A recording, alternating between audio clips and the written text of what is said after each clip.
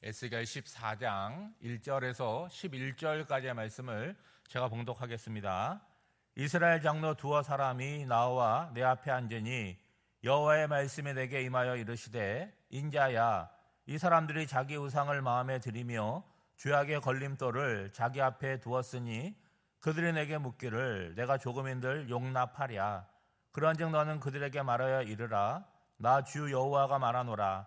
이스라엘 족속 중에 그 우상을 마음에 들이며 죄악의 걸림돌을 자기 앞에 두고 선지자에게로 가는 모든 자에게 나 여호와가 그 우상의 수요대로 보응하리니 이는 이스라엘 족속이 다 그 우상으로 말미암아 나를 배반하였으므로 내가 그들이 마음먹은 대로 그들을 잡으려 함이라.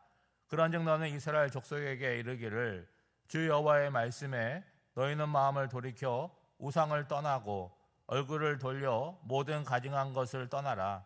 이스라엘 족속과 이스라엘 가운데 거류하는 외국인 중에 누구든지 나를 떠나고 자기 우상을 마음에 들이며 죄악의 걸림돌을 자기 앞에 두고 자기를 위하여 내게 묻고자 하여 선지자에게 가는 모든 자에게는 나 여호와가 친히 응답하여 그 사람을 대적하여 그들을 놀라움과 표징과 속담거리가 되게 하여 내 백성 가운데에서 끊으리니 내가 여호와인 줄을 너희가 알리라.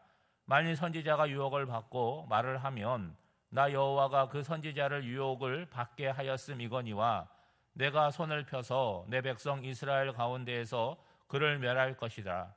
선지자의 죄악과 그에게 묻는 자의 죄악이 같은즉 각각 자기의 죄악을 담당하리니 이는 이스라엘 족속이 다시는 미혹되어 나를 떠나지 아니하게 하며 다시는 모든 죄로 스스로 더럽히지 아니하게 하여 그들을 내 백성으로 삼고 나는 그들의 하나님이 되려 함이라. 주 여호와의 말씀이니라. 아멘. 13장에서 하나님은 에스겔을 통해서 거짓 선지자들에게 경고하시고 심판의 말씀을 주셨습니다. 오늘 본문은 그 후에 일어난 일입니다. 바벨론 포로로 끌려온 사람들 중에 장로 서너 명이 선지자인 에스겔을 찾아온 것입니다. 그러니까 포로된 백성들 가운데 대표라고 얘기할 수 있겠죠. 여러분, 이 모습을 보면 이상할 것이 없잖아요. 하나님의 말씀을 들었어요. 큰일 났습니다. 살 길을 찾기 위해서, 생명을 구원받기 위해서 선지자를 찾아와서 하나님의 뜻을 묻는 것입니다. 그런데 오늘 말씀해 보시면 하나님의 반응이 좀 뜻밖이지 않습니까?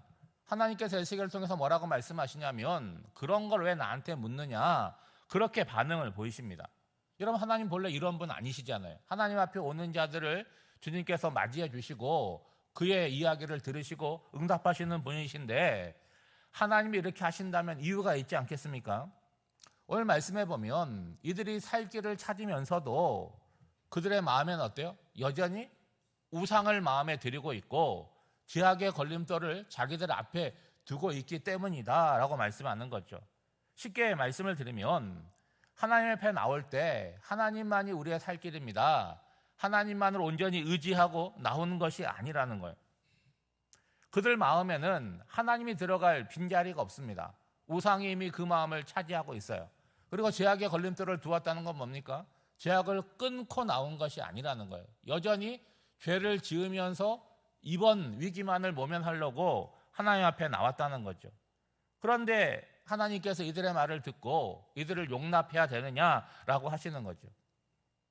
여러분, 상식적으로 내가 의지하는 것에 내 마음을 두고 사는데 내가 어려우면 그 존재한테 물어봐야 되는 거 아닙니까? 내가 하나님을 버리고 내 마음에 우상을 모시고 살면 우상과 단판을 짓고 우상에게 도움을 구해야 되는데 왜 하나님 앞에 나오냐는 거예요. 그것도 청산하고 깨끗하게 해서 나오는 것이 아니라 마음의 우상을 가지고 나온 것에 대해서 말하고 있는 거죠. 하나님은 에스겔을 통해서 이렇게 말씀하십니다. 너희들 마음 가운데 있는 우상을 따라서 그 우상의 수요를 따라서 너희들에게 갚겠다, 보응하겠다 말씀하는 거죠. 여러분, 이게 참 중요한 문제인데 이스라엘 백성들의 우상을 섬길 때 자신들의 생각으로는 우리가 하나님을 떠났습니다. 그래서 우상을 섬깁니다. 그런 의식이 없었다는 거예요. 여러분, 이스라엘 역사를 쭉 보면 언제나 그들은 하나님을 예배하고 제사했잖아요. 하나님만을 섬길 때 제사하는 건 너무나 당연한 거지만 우상을 섬길 때도 뭐는 했다는 거예요? 우리식으로 말하면 예배 안 빠지고 교회 다녔다는 거예요. 그러면서 또 뭐 하는 거예요? 점도 치고 무당도 찾아가고 이것저것 다 했다는 거예요. 그 얘기는 뭡니까? 우리는 하나님 한 분으로 만족하지 못합니다. 다른 것도 필요합니다. 소위 요즘 아이들로 얘기하면 양다리 걸치는 거잖아요. 어장을 형성하는 거잖아요. 예? 교회도 가고 절에도 가고 뭐 사원도 가고 뭐 온갖 데 다 다니는 거죠. 여러분 언제나 말씀드리지만 하나님은 우리를 온전히 사랑하시잖아요. 그렇죠? 그리고 우리가 하나님을 어떻게 하기를 원해요? 우리에게도 온전한 사랑을 받기를 원하십니다. 그래서 하나님과 우리의 관계를 어떻게 비유합니까? 아버지와 자녀로도 비유하지만 그리스도의 신부, 부부의 관계로도 말씀을 하는 거죠. 그런데 우리가 갖고 있는 하나님에 대한 사랑을 다른 것과 나누는 것에 대해서 하나님이 싫어하신다는 거예요. 무엇보다도 우상과 비인격적인 우상과 나누는 것에 대해서는 하나님을 모욕하는 거죠. 그리고 여러분 사랑이라고 하는 거는요, 이 사람도 좋아할 수 있고 저 사람도 좋아할 수 있지만 사랑이라고 하는 건 그렇게 할 수 없는 거잖아요. 결혼하면 내 아내만 사랑하는 것이지 그 사랑을 누구와 나눌 수 있겠습니까? 그렇죠? 여러분 우상을 섬긴다라고 하는 건 뭐예요? 하나님도 사랑하고 우상도 사랑하고 이건 말이 안 되는 거예요. 이미 마음이 어디로 기울어 있는 것입니까? 우상에게로 기울어져 있는 거죠. 하나님만 섬겨야 되는데 우상과 섞어서 종교로 따지면 혼합 종교가 되어버린 거예요. 이사야 42장 8절 말씀해 보면 이렇게 하나님께서 말씀하십니다. 나는 여호와이니 내 이름이니라. 나는 내 영광을 다른 자에게 내 찬송을 우상에게 주지 아니하리라. 하나님께 드려야 되는 찬양과 경배를 하나님은 다른 것과 나누고 싶지 않다고 말씀하십니다. 그러니까 하나님의 뜻을 묻으려 나왔지만 마음은 어디에 있어요? 하나님한테 얼른 묻고 또 우상한테 가야지. 그런 마음으로는 하나님의 응답을 받을 수 없고 오히려 심판을 받게 된다는 거죠.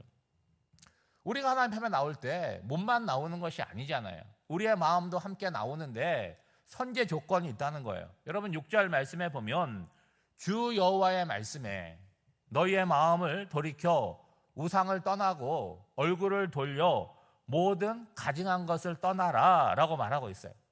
여러분 어디 감히 하나님 앞에 나오는데 마음에 우상을 모시고 나옵니까? 예? 우리끼리는 보면 잘 모르잖아요. 깨끗한 옷도 입고 경건한 얼굴로 나오면 저분이 예배드려 나왔구나 라고 다 보지만 하나님은 뭘 보세요?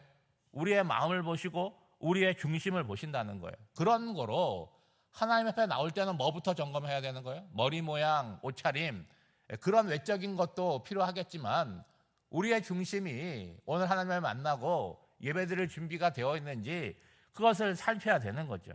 그래서 하나님은 뭐라고 말씀하시는 거예요? 너희의 마음을 돌이켜라 라고 말하고 있고 그러기 위해서는 우상을 떠나라고 말씀하고 있고 가증한 것을 떠나라고 말씀하고 있어요. 여러분 이 결단이 하나님께 나오는 자들에게 먼저 있어야 된다는 거죠. 여러분 시편 51편은 다윗이 지은 시입니다. 그리고 그 표제에 보면 언제 지었나 하면 자신의 충성스러운 부하인 우리아의 아내 바세바를 범한 후에 지은 시라고 되어 있어요. 여러분 자기 부하의 아내를 건드려서 간음을 했습니다. 그리고 그 남편을 아주 비열하게 죽였어요. 그리고 아무 일도 없다는 듯이 살아가고 있습니다. 그때 선지자 나단이 다윗을 찾아옵니다. 그리고 하나의 이야기를 들려주는 거예요. 어떤 부자에게 양과 소가 엄청 많다는 거예요. 근데 그 집에 손님이 하나 찾아왔어요. 그랬더니 대접하려고 자기의 짐승을 잡는 것이 아니라 주변에 가난한 사람이 하나 살고 있는데 그 집에는 암양 새끼 한 마리밖에 없는 거예요. 그러니까 가축으로 기르는 것이 아니라 요즘처럼 딸처럼 기르고 있는데 그것을 뺏어다가 손님을 대접했다는 거예요. 다윗이 들으면서 막 흥분을 합니다. 그런 놈은 죽어야 된다고. 여러분 누구 이야기로 듣는 거예요? 남의 이야기로 듣는 거 아니겠습니까? 선지자 나단이 바로 왕이 이 사람입니다 라고 얘기한 거죠. 비로소 자기의 죄악을 인식하고 지은 시가 시편 51편입니다. 그러니까 참회의 시인 거죠. 거기에 보면 하나님이 원하시는 예배에 대해서 이렇게 시를 짓고 있습니다. 하나님이 구하시는 제사는 뭐냐? 상한 심령이라. 하나님이여 상하고 통회하는 마음을 주께서 멸시하시리이다. 왜 상한 심령이고 상하고 통해하는 마음입니까?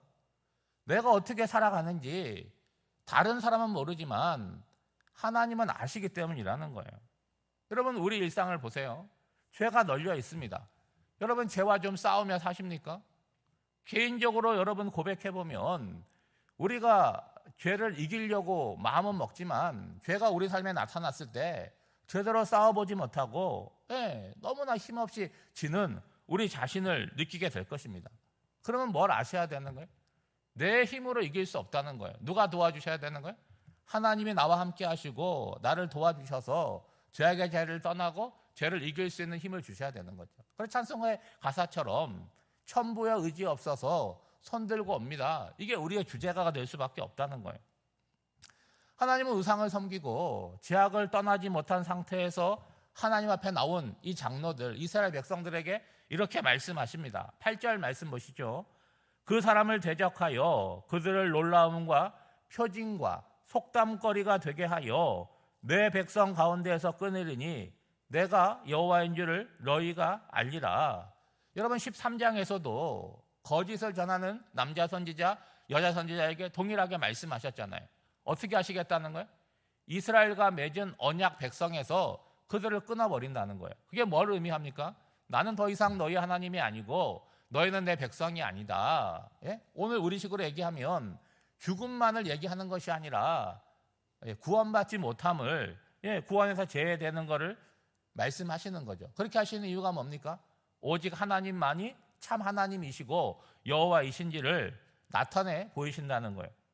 그리고 그 뒷면에 보면 선지자도 예외가 없다라고 말씀하십니다. 그러니까 선지자가 유혹을 받고 거짓을 전하는 것, 하나님이 시킨 것처럼 이렇게 말씀하고 있는데 그런 것이 아니라 그들이 행하는 것에 대해서 하나님이 간섭하지 않게 하겠다는 거예요. 죄를 저지르는데 그냥 유기하겠다고 말씀을 하시는 거죠. 그래서 그 이유가 뭐냐? 선지자의 죄악도 하나님께서 벌하시지만 그 죄악에 속아 넘어가는 백성들도 그 죄악에 대한 책임을 져야 한다고 말씀하십니다. 그러면 여러분, 이 선지서, 오늘 에스겔의 말씀에 보면 계속해서 경고하시고 심판하시고 언약벽에서 끊겠다 하시고 그런 무서운 말씀을 하시잖아요. 근데 그런 무서운 말씀을 하신 이유가 뭡니까? 그런 말씀 하실 필요 없잖아요. 그냥 버려버리고 유기하고 끊어버리면 되는 거 아니겠습니까? 그런데 계속해서 말씀하는 걸 한번 생각해 보셔야 되는 거예요. 여러분, 자녀를 양육하는데 너 그러면 혼난다, 그러면 안 된다, 매 맞는다 하는 이유가 뭡니까? 그렇게 하지 말라는 거잖아요. 너 지금 잘못하고 있으니까 바꿔야 된다, 고쳐야 된다, 그 이야기를 하는 거잖아요. 마찬가지입니다. 지금 하나님께서 에스겔을 통해서 무섭게 경고하는 것 같지만 그 이면에는 뭐가 있는 거예요? 그렇게 살면 안 된다, 회복돼야 된다, 그 말씀을 하고 있는 거예요. 여러분, 11절 말씀입니다. 이는 이스라엘 족속이 다시는 미혹되어 나를 떠나지 아니하게 하며 다시는 모든 죄로 스스로 더럽히지 아니하게 하며 그들을 내 백성으로 삼고 나는 그들의 하나님이 되려 함이라. 하나님은 여전히 그들의 백성이 되고 싶어 하는데 백성된 자들이 어떻게 하는 거예요? 밤에 우상을 드리고 있고 죄악의 걸림돌을 자기 앞에 두고 항상 죄에 걸려 넘어질 준비를 하고 살아간다는 거죠. 사랑하는 여러분, 하나님은 뭘 원하세요? 우리의 마음, 우리의 중심을 원하신다는 거예요. 그러면서 오늘 주시는 말씀을 생각하면 꼭 징계를 당하고 어려움을 당하고 그때 눈물 흘리고 돌아오는 것이 아니라 하나님께서 이렇게 성경을 통해서 말씀을 하실 때 어떻게 하셔야 돼요? 아유, 큰일 나겠구나, 여기에서 멈추고 내가 돌아가야 되겠구나, 마음의 우상을 버리고 가증한 것에 눈을 돌려서 누구를 향하는 거예요? 하나님을 향하는 자로 나아오면 여러분 복된 사람인 거고, 그 음성 듣지 못하고 계속해서 죄악의 걸림돌을 통해서 나가게 되면 이 무서운 말씀이 그 사람에게 응답되고 이루어지게 되는 것이죠.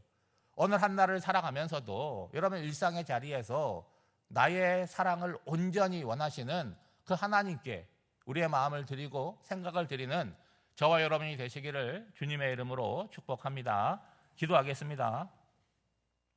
하나님 아버지, 시간은 속절없이 흘러가는데 우리의 변화는 너무나 더디어 마치 멈추어 있는 것 같습니다. 하나님의 말씀을 듣기는 하지만 그 말씀을 내 말씀으로 듣고 깨닫고 변화의 자리까지 이르지 못하고 있습니다. 주님, 우리의 마음이 새로워지기를 원합니다. 죄와 거짓의 걸림돌을 제거하고 마음의 보좌에 주님을 모시고 우리의 얼굴을 하나님을 향하여 돌리기를 원합니다. 우리의 의지는 한없이 약하오니 주의 능력의 오른팔로 우리를 붙들어 주사 반복되는 죄악에서 건져주시고 예수 그리스도의 사람으로 담대하게 피 흘리기까지 죄와 싸우는 사람들 되게 하옵소서. 오늘도 새로운 한 날을 허락하여 주시고 주의 전에 불러주셔서 우리의 귓가에 말씀을 들려주셨습니다. 그 말씀을 붙들고 기도하오니 성령께서 우리의 마음을 채우사 우리 안에 있는 악하고 더럽고 추하고 어둠의 권세들을 물리쳐 주시고 오직 주님께서 우리의 마음의 보좌에 좌정하사 다스려 주시옵소서. 비전 트립 가운데 있는 우리 자녀들을 돌보아 주시사 남은 일정 은혜롭게 잘 감당하고 기쁨과 감사함으로 돌아올 수 있도록 인도하여 주시옵소서. 군대에 있는 우리의 자녀들 건강 지켜주시고 힘들고 어려운 순간에도 넉넉히 이길 수 있는 마음의 힘을 주시옵소서. 환우들을 위해서 기도합니다. 육신의 연약한 가운데는 환우들을 긍휼히 여겨주시고 주님께서 그 연약한 부분들을 친히 만져주시고 다스려 주셔서 치유와 회복이 있게 하여 주시고 또 간병하는 가족들에게도 은혜를 더해 주시사 지치지 않도록 은혜 베풀어 주시옵소서. 오늘 한날의 삶도 성령 하나님께 맡겨드리오며 이 모든 간구를 예수님의 이름으로 기도하옵나이다. 아멘.